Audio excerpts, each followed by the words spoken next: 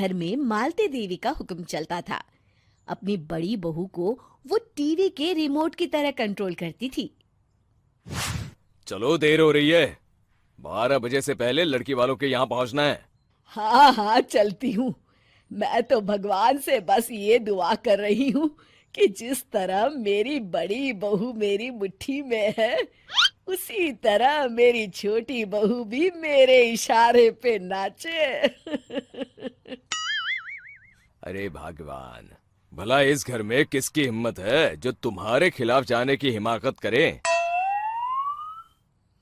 इस तरह मालती देवी अपने छोटे बेटे की भी शादी कर देती हैं।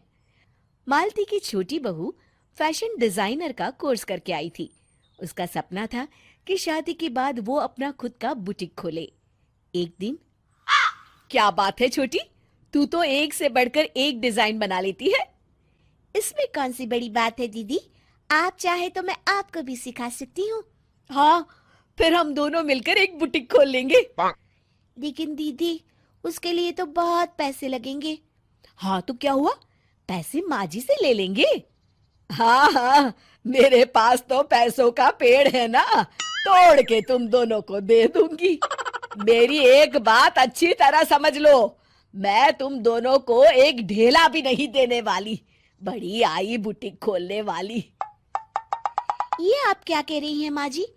आप हमारी मदद नहीं करेंगी तो कौन करेगा? अरे अगर बुटीक खोलने का इतना ही शौक है तो अपने माँ बाप से पैसे क्यों नहीं मांग लेती? मेरे पैसों पर क्यों आंख गड़ाए बैठी हो तुम दोनों? इस तरह अपने इरादे स्पष्ट करके मालती देवी वहां से चली जाती है। अरे ये क्या दीदी, माँ जी तो साफ मुकर गई, अब हम क्या करेंगे? तू चिंता मत कर, बुटीक तो खुल के ही रहेगा। कहते हैं कि घी जब सीधी उंगली से नहीं निकलता तो उसे उंगली टेढ़ी करके निकालना चाहिए। माँ जी अपने आप को समझती क्या है? पूरी सोसाइटी जानती है कि माँ जी ने अपनी सास को घर से निकालकर उनकी दौलत पर कब्जा कर लिया है।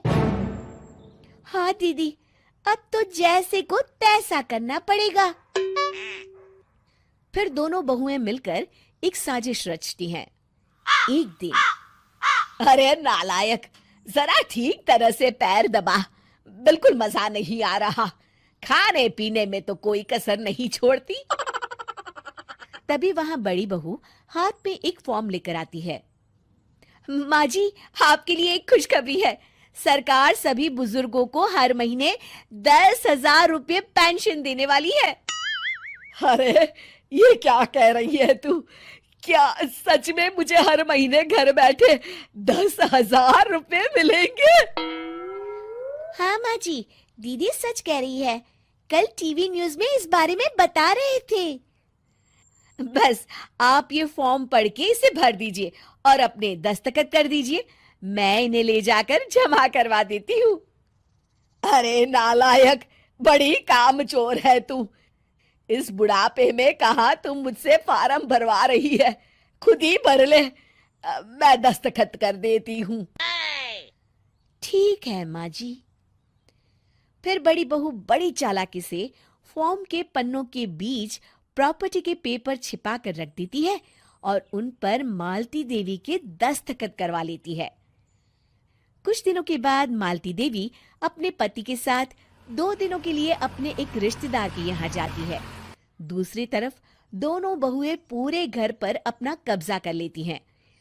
मालती देवी जब अपने रिश्तेदार के यहाँ से लौटती हैं, तब अपने कमरे में ताला लगा देख आग बबूला हो जाती है। अरे नालायको, मेरे कमरे में इतना बड़ा ताला किसने लगाया है? माँ जी, ये कमरा तो मैंने अपने बेटे रोहन को दे दिया है और आज से आप बाहर कोने में जो छोटा कमरा बना है ना, वहां रहेंगी। अच्छा, मैं उस सड़ेले कमरे में रहूंगी है? तेरी ये कहने की हिम्मत भी कैसे हुई? और मेरी इजाजत के बिना मेरा कमरा देने वाली तू होती कौन है? लगता है तू भूल गई, इस घर की मालकिन मैं हूं। तभी वहां छोटी बहू आती है। अरे माँ जी, आप इस घर की मालकिन नहीं है। अब इस घर की नई मालकिन हम दोनों बहुएं हैं। ये देखिए, इन प्रॉपर्टी के पेपर पर आप ही के दस्तखत है। अरे भाग्यवान, ये तुमने क्या कर दिया? दस्तखत करने से पहले एक बार ठीक से पढ़ तो लेती। अरे लेकिन मेरी बहुएं मेरे साथ ऐसा कैसे कर सकती है? अरे तो इसमें कौन सी अचरज की बात है? तुमने भी तो अपनी सास को घर से बाहर निकाल दिया था। टूटा फूटा ही सही, शुक्र करो कि इन दोनों ने कम से कम हमें रहने के लिए कमरा तो दिया। तुमने तो अपनी सास को वो भी नहीं दिया था। आज समझ में आया, जैसी करनी वैसी भरनी। चलो अपना सामान उठाओ और चलते हैं।